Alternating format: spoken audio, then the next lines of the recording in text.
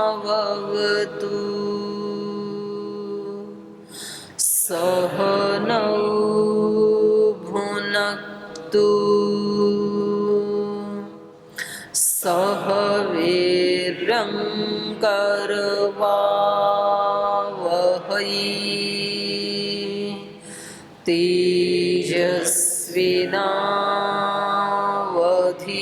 तेजस्विनावधीतमस्तु मा विद्विषावहै। ॐ शान्ति शान्ति शान्तिः।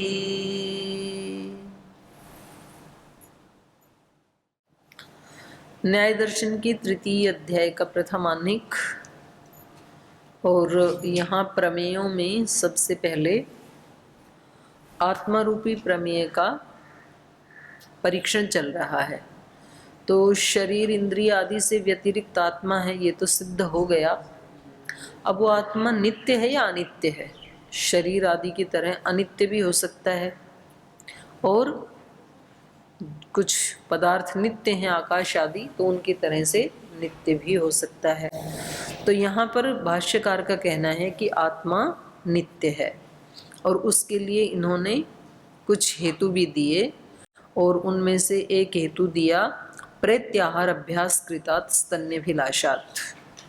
जो अभी अभी पैदा हुआ बच्चा, प्रेत्य मतलब जो मर के पैदा हुआ है, तो किसी एक शरीर की दृष्टि से मर करके जो अभी पैदा हुआ है, तो पिछले जन्म में जो आहार का अभ्यास किया और उस अभ्यास की स्मृतियों से अभी भी जुड़ा हुआ है, इसलिए पैदा होते ही स्तन्यभिलाषः, वो आहार का अभिलाषी होता है। तो इससे भी पता चलता है कि आत्मा इस शरीर के साथ उत्पन्न नहीं हुई, अनित्य नहीं है, बल्कि पीछे से चली आ रही है, नित्य है। तो इसके ऊपर पूर्व पक्षी जो हैं वो आपत्ति उठाते हैं कि बच्चा पैदा होते ही आहार की अभिलाषा करता है और इससे आप पूर्व जन्म को और आत्मा को नित्य मान रहे हैं, तो ये उचित नहीं है। क्यों? अयसो अयस कांता भी अयसो अयस कांता भी गमनवत तदुपसर्पणम। बोले जैसे अयस मतलब लोहा, अयस्कांता भी गमन, जैसे वो अयस्कांत मणि की तरफ जाता है, चुंबक की तरफ जाता है। जैसे लोहा कहीं रखें और बाजू में कहीं चुंबक भी रखा हो, अयस्कांत मणि, तो तुरंत गमन करता है उसकी तरफ, अभिगमन करता है। अयस्कांत अभिगमनवत तद उपसर्पणम। ऐसे ही बच्चा भी तुरंत स्तन की तरफ जाता है, पैदा होते ही माँ का दुग्ध पान करने के लिए जाता है। तो चुंबक तो नित्य नहीं है, लोहा भी नित्य नहीं है, तो अनित्य चीजों में भी तो हो सकता है ये उपसर्पण। तो आपने कहा था कि बच्चा कोई भी, गाय भैंस का बच्चा, मनुष्य का बच्चा, कोई भी बच्चा पैदा होते ही स्तनाभिलाषी होता है, माता का दुग्ध पान करना चाहता है। तो ये तो अनित्य चीजों में भी देखा जाता है ऐसे, तो जैसे कि लोहा और चुंबक। यथा खलु अयो अभ्यासम अंतरेण अयस्कांतम उपसर्पति एवं आहार अभ्यासम अंतरेण बालः स्तन्यम अभिलषति। बोले जैसे ये लोहा है, यथा खलु अयः अभ्यासम अंतरेण। अब ऐसा तो है नहीं कि अयस में कोई नित्य आत्मा माने, फिर उसने पिछले जन्मों में सरकने का अभ्यास किया होगा, फिर यहाँ वो स्मृति उठ रही है, फिर वो सरक, ऐसा तो है नहीं, वहाँ तो कोई आत्मा नहीं। तो अभ्यासम अंतरेण बिना अभ्यास के ही अयस्कांतम उपसर्पति, अयस्कांत मणि की तरफ उपसर्पण करता है, वो खींचता है। एवं ऐसे ही आहार अभ्यासम अंतरेण, पिछले जन्म में आहार के अभ्यास के बिना भी, ना कोई अभ्यास किया, ना कोई पिछला जन्म था, ना कोई स्मृति है, बिना ही उसके बालः स्तन्यम अभिलषते, ऐसे ही बच्चा भी अपने माँ का दुग्धपान करने के लिए उपसर्पण करता है। तो इसमें आत्मा को नित्य मानने की तो कोई बात नहीं है। तो ये कह रहे हैं किम अयम अयसो अयस्कांतम अभिसर्पणम निर्निमित्तम अथ निमित्तादिति। वो सिद्धांति पूछ रहे हैं कि जो आप कह रहे हो, सूत्रकार को कह रहे हैं कि जो आप कह रहे हो कि बिना किसी कारण के ही जैसे लोहा चुंबक की तरफ जाता है, तो बोले हम आपसे ये पूछते हैं कि ये जो लोहा है ये बिना किसी निमित्त के ही अयस्कांत मणि की तरफ उपसर्पण करता है या किसी निमित्त से करता है? तो बोले इसमें क्या दोष आएगा, बिना ही निमित्त के ही करता है, कोई निमित्त तो है नहीं सरकने का, ऐसे ही जाता है बिना ही निमित्त के उसकी तरफ अभिगमन करता है। तो ये कह रहे हैं निर्निमित्तम तावत, यदि वो बिना ही निमित्त के उपसर्पण करता है तो न अन्यत्र प्रवृत्त्याभावात्, बोलो, बोले नहीं, फिर निर्निमित्त नहीं हो सकता है, क्योंकि अन्यत्र प्रवृत्ति अभावात् न, चुंबक की ओर ही प्रवृत्ति क्यों होती है फिर लोहे की, अन्यत्र भी होनी चाहिए, फिर तो मिट्टी के ढेले की तरफ भी होनी चाहिए, क्योंकि निमित्त तो कोई है नहीं। अगर आप निर्निमित्त उपसर्पण मानते हैं तो मिट्टी के ढेले की तरफ भी जाना चाहिए, कभी कभी पत्थर की तरफ भी जाना चाहिए, कभी कभी घास की तरफ भी जाना चाहिए, उधर ही क्यों जाता है? तो कोई तो निमित्त होगा ना। तो अन्यत्र प्रवृत्ति अभावात न, क्योंकि वो अन्यत्र जाता नहीं है, इसलिए ये निर्निमित्त नहीं हो सकता। यदि निर्निमित्तम लोष्टादयो अपि अयस्कांतम उपसर्पेयुः, बोले यदि ये निर्निमित्त ही होता है तो फिर ये लोष्टादय जो मिट्टी का ढेला आदि है उसकी तरफ भी अयस्कांतम उपसर्पेयुः, उधर भी सरकना चाहिए, उधर भी जाना चाहिए। न जातु नियमे कारणम अस्ति इति, और ये नहीं जाता है तो आपके मत में यहाँ कोई नियम तो है नहीं कि केवल लोहा ही चुंबक की ओर जाएगा या चुंबक ही लोहे की तरफ आएगा और बाकी तरफ नहीं जाएगा, ऐसा कोई नियम तो है नहीं आपके पास। तो इसलिए वो निर्निमित्त नहीं जाता है, वहां भी कोई निमित्त है। तो पूर्व पक्षी पूछ रहे हैं अथ निमित्तात् तत्केन उपलभ्यते इति।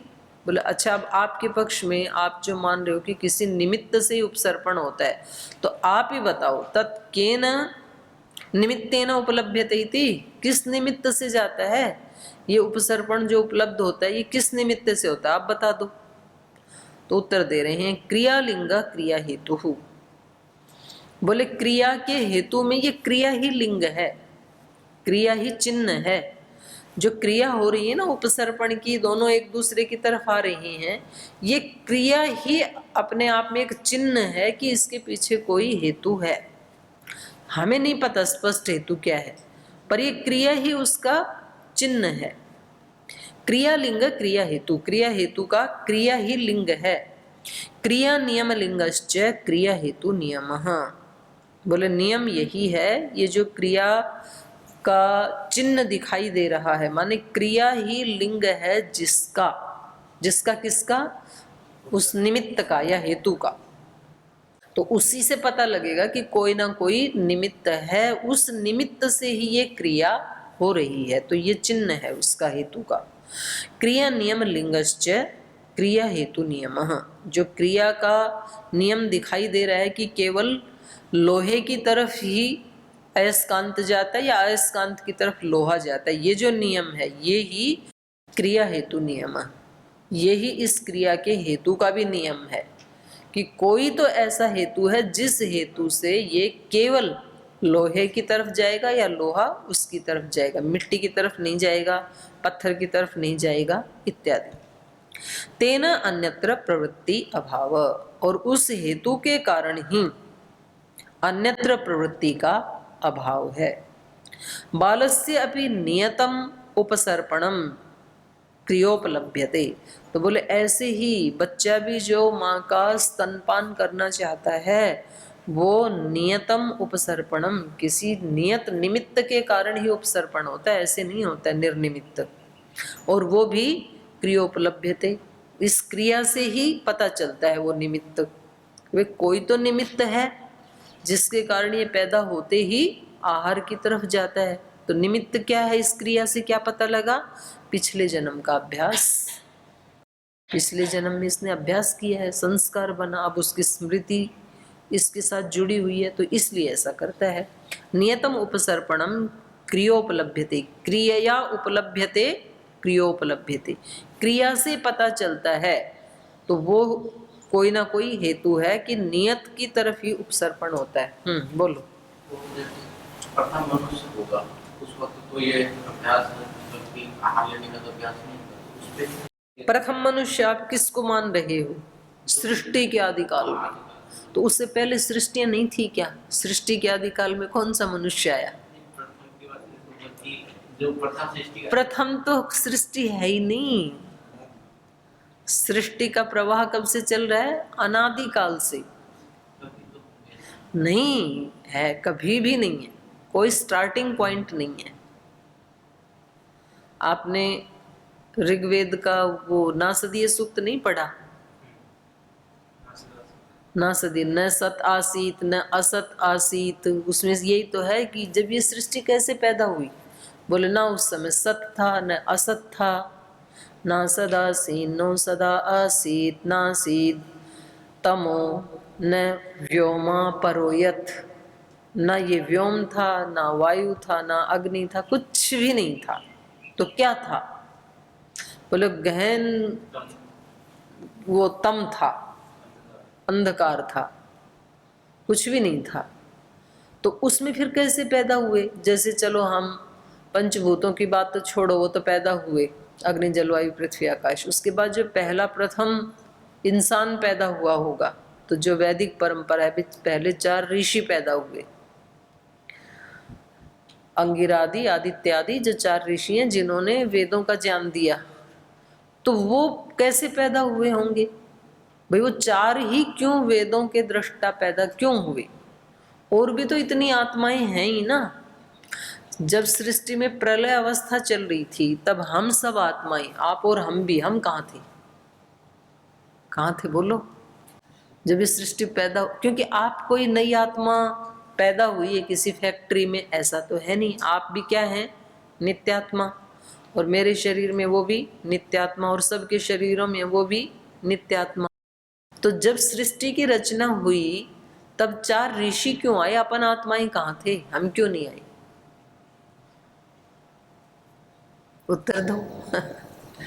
4 वो ही आए जिनके अंदर पहली सृष्टि में इस प्रकार की पात्रता थी, ईश्वरीय ज्ञान को अपने अंदर उतारने की पात्रता जिन आत्माओं ने हासिल कर ली थी उससे पिछली सृष्टि में, उनको निमित्त बनाया ईश्वर ने। फिर उसके बाद जिसका जिसका जिसके जैसी जैसी पात्रता संस्कार थे वो सब आ गए धीरे धीरे करके। तो आप ये नहीं कह सकते कि ये सृष्टि जो बनी बस उससे पहले कोई सृष्टियां थी ही नहीं, ऐसा नहीं है। संध्या के मंत्रों में तो आप बोलते हैं ना, ऋतंच सत्यम चाभिधात तपसो ध्यजायत ततो रात्र्यजायत ततः समुद्रो अर्णव। ये सारा सृष्टि रचना का ही है। ततः समुद्रो अर्णव समुद्रादर्णवाद दधि संवत्सरो अजायत अहोरात्राणि विदधत विश्वस्य मिषतो वसि सूर्य चंद्रमसौ धाता यथा पूर्वम अकल्पयत। जैसे पूर्व सृष्टियों में बनाई वैसे इसमें भी बन गए। तो ये सारा ज्ञान, सारी आत्माएं, उन आत्माओं के संस्कार जब प्रलय होता है तो वो ईश्वर के अंदर रहते हैं, ईश्वर के ज्ञान में होते हैं। आत्मा तो सूक्ष्म है, तो वो आत्मा के क्या संस्कार थे पिछली सृष्टियों में, वो सारा ईश्वर के ज्ञान में होता है। ईश्वर को पता है इस आत्मा के क्या संस्कार थे, इसका क्या कर्माशय था। तो जब अगली सृष्टि होगी तो वो उसको वैसे वैसे ही जाति आयु भोग उपलब्ध करा देता है। तो उसमें कोई दिक्कत नहीं है। ठीक है, तो ये कह रहे हैं ये जो क्रिया हो रही है कि चुंबक केवल लोहे की तरफ ही जा रहा है, ये क्रिया ही अपने आप में हेतु का चिन्ह है। यही हेतु के बारे में बता रही है कि कोई तो हेतु है जिससे कि ये पत्थर आदि की तरफ या लौस्ट आदि की तरफ नहीं जाते, केवल लोहे की तरफ ही जाता है चुंबक, या लोहा चुंबक की तरफ जाता है, दोनों की तरफ आकर्षित होते हैं। ऐसे ही बच्चा जो स्तन्य अभिलाषी है, ये भी कैसे पता लगा? बालस्य अपि नियतम उपसर्पणम, बालक का जो उपसर्पण है ये भी नियत है, इसके पीछे हेतु है। और वो हेतु क्या है, वो कैसे पता लगा? क्रिया उपलभ्यते, क्रियोपलभ्यते, क्रिया से ही पता लगता है। वो तुरंत खोज करता है ना, इस क्रिया से ही पता लगता है कि पिछले जन्म में इसने आहार का अभ्यास किया है। तो उसी को खोल रहे हैं अगली पंक्ति में, न च स्तन्यभिलाष लिंगम अन्यत आहार, ये छूटा हुआ है, र छूटा हुआ है, आहाराभ्यास कृतात् स्मरणात् अनुबंधात्। बोले वो निमित्त क्या हो सकता है? स्तन्य अभिलाष लिंगम अन्यत, दुग्धपान की अभिलाषा से अतिरिक्त, आहार कृतात् स्मरणानुबंधात्, और जो इसने आहार का अभ्यास किया था, आहाराभ्यास, रा छुटा वो लिख लेना हा के बाद, आहार अभ्यास, पहले जो इसने आहार का अभ्यास किया और फिर आहार अभ्यास कृतात् स्मरणानुबंधात्, आहार कृत जो अभ्यास था उसके स्मरण के अनुबंध से अतिरिक्त और कोई हेतु यहाँ नहीं हो सकता है, वही हेतु है। न च स्तन्यभिलाष लिंगम अन्यत आहार अभ्यास कृतात् स्मरणानुबंधात्, निमित्तम दृष्टांतेन उपपाद्यते। और बोले जो आपने ये वो दिया ना दृष्टांत अयस और अयस्कांत मणि का, कि भाई वहाँ निर्निमित्त ही उपसर्पण होता है, ऐसे बच्चे का भी आहार के प्रति बिना निमित्त के ही उपसर्पण हो जाता है। तो बोले ये जो आपने निमित्त, इसमें दृष्टांत में आपने निमित्त नहीं बताया। निमित्त मतलब हेतु, जो पंचावयव है जिससे अपनी बात को सिद्ध किया जाता है, तो उसमें कोई व्यक्ति हेतु ना बताए और सीधा दृष्टांत दे देवे, प्रतिज्ञा करके और सीधा दृष्टांत दे देवे, तो क्या उसका पंचावयव सिद्ध होगा? क्या नहीं होगा। हेतु तो अनिवार्य है। तो आपने यहाँ पर केवल दृष्टांत तो दे दिया कि भाई जैसे अयस्कांतमणि की तरफ अयस उपसर्पण करता है, ऐसे ही बच्चा भी बिना किसी कारण के उपसर्पण करता है।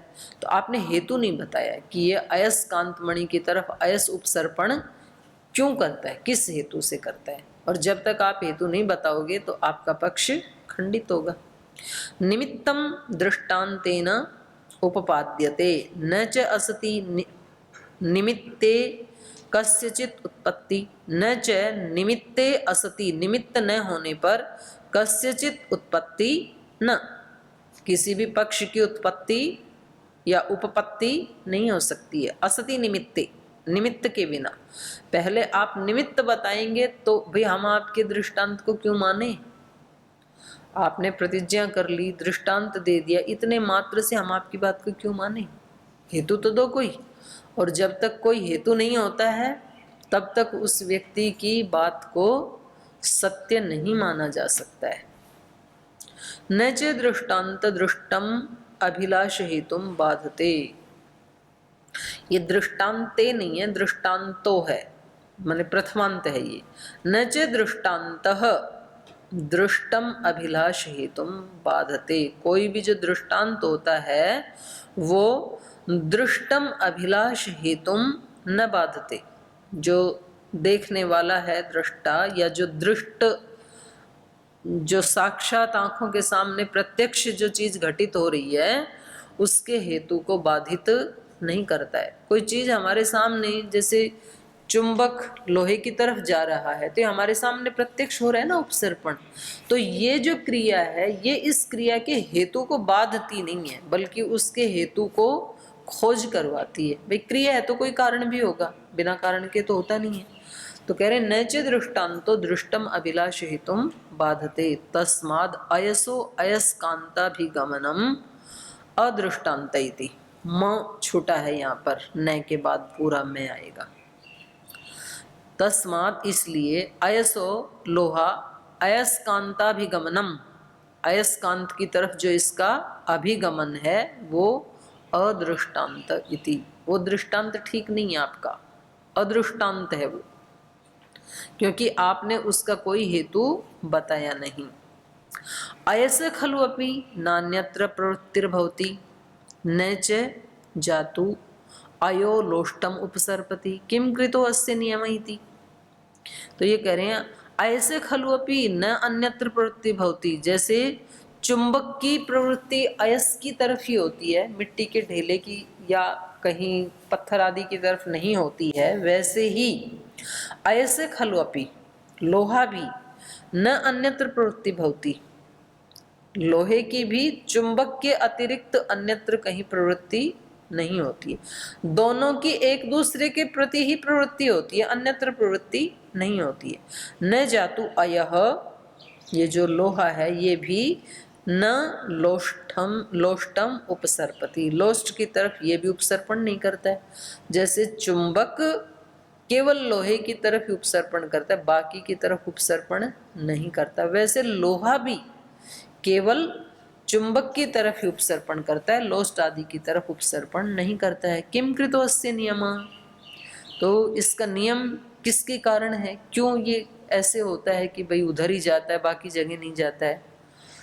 तो कह रहे हैं यदि कारण नियमात सच क्रिया नियम लिंग, बोले यदि ये कहें कि ये जो कारण नियम है, कारण नियम से ही भाई लोहा चुंबक की तरफ ही जाएगा और चुंबक लोहे की तरफ ही जाएगा, यदि कारण नियमात, यदि ये किसी कारण का मतलब है यहाँ पर हेतु, यदि ये किसी हेतु के नियम से है तो वो हेतु बताओ, ऐसा क्यों होता है।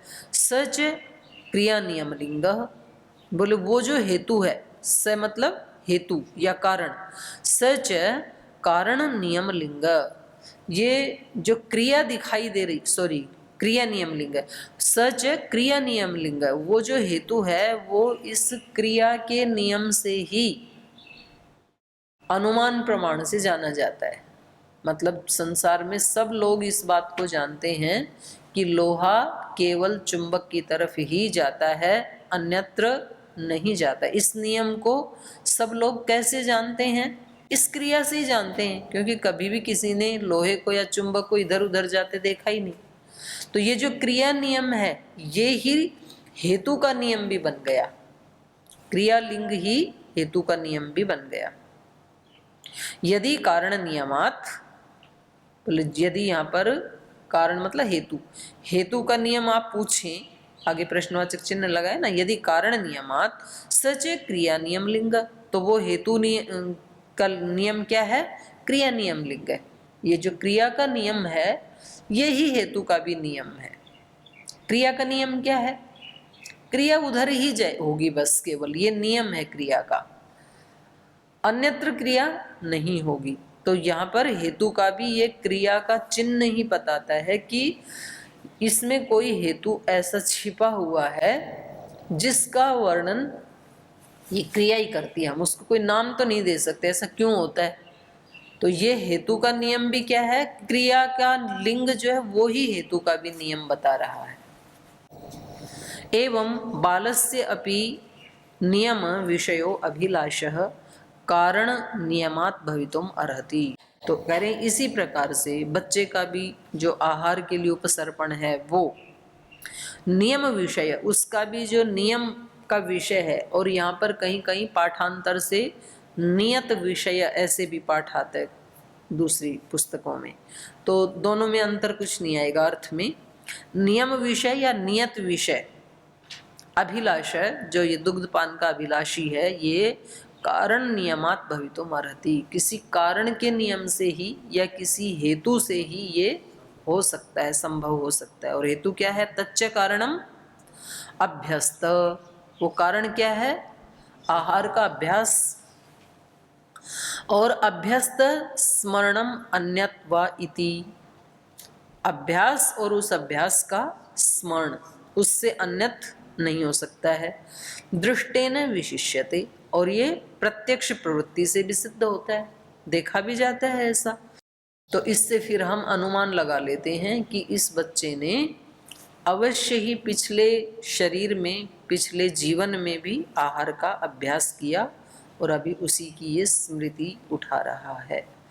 दृष्टो ही शरीराणाम अभ्यस्त स्मरणाद आहार अभिलाष इति, और बोले अभी भी देखा जाता है इस जीवन में भी, दृष्टो ही, ये देखा ही जाता है प्रत्यक्ष, शरीराणाम अभ्यस्त, जो शरीर धारण करने वाली जो आत्माएं हैं वो सब इस जीवन में भी, जैसे हमने सुबह नाश्ता किया तो फिर 1 बजे खोज करने लग जाते हैं, मानो कि किसी दिन किचन में खाना ना बने तो सारे वहां जा जा के ढूंढेंगे और एक दूसरे पूछेंगे आज क्यों नहीं बना खाना। तो ये आज भी देखा जाता है, हमारी आहार के प्रति अभिलाषा होती है कुछ घंटे के बाद, और मान लो दोपहर में तो नहीं बना सो नहीं बना, शाम को भी ना बने तो फिर और ज्यादा अभिलाषा होगी। वे आज तो एक टाइम तो मिला करता पहले, आज दोपहर भी नहीं दिया, शाम को भी कुछ भी नहीं बना, तो अभिलाषा होती है ना भोजन की। तो कह रहे दृष्टम ही शरीरिणाम अभ्यस्त तस्मात् अभ्यस्त स्मरणाद आहार अभिलाष, उसका अभ्यास भी देखा जाता है और उसका स्मरण भी देखा जाता है। तो अभ्यास के कारण ही अब भी उसको स्मृति होती है। जैसे कल हमने 1 बजे खाया था, परसों भी, तरसों भी, तो ये क्या है? हमारा अभ्यास हो रहा है। तो आज यदि नहीं मिलेगा तो उस स्मृति के कारण अभिलाषा होगी हमें उसको प्राप्त करने की। तो इससे क्या पता लगा? आत्मा नित्य है। एक हेतु और दे रहे हैं, इतश्च नित्य आत्मा, इस कारण से भी आत्मा नित्य है। वीतराग जन्मा दर्शनात्, बोले जो वीतराग हो जाते हैं ना उनका जन्म नहीं देखा जाता है। वीत राग जन्म अदर्शनात्, माने जिनका राग नहीं बचा वो फिर जन्म भी नहीं लेते हैं। तो कह रहे हैं सरागो जायते, जो राग सहित आत्माएं हैं ना उन्हीं का ही जन्म होता है। इत्यर्थ आपद्यते, ये अर्थापत्ति से पता लगा। जब सूत्रकार कह रहे हैं कि वीतराग का जन्म नहीं होता है तो अर्थापत्ति से क्या निकला? राग से जन्म होता है। कहीं ना कहीं हमारा राग रह गया था आहार में या कहीं भी रह गया जिस भी तरह से, तो फिर राग वाला ही पैदा होता है। अयम जायमानो रागानुबद्धो जायते, ये जो पैदा होने वाला शरीर है या आत्मा है ये राग से बद्ध होता हुआ पैदा होता है। तो ये तो भाई बड़ा है, फिर इसका अर्थ कल ही करेंगे, इनका टाइम हो गया, कल पढ़ेंगे इसको।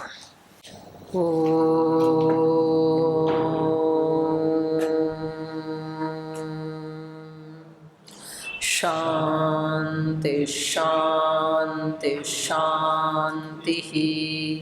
श्री गुरुभ्यो नमः।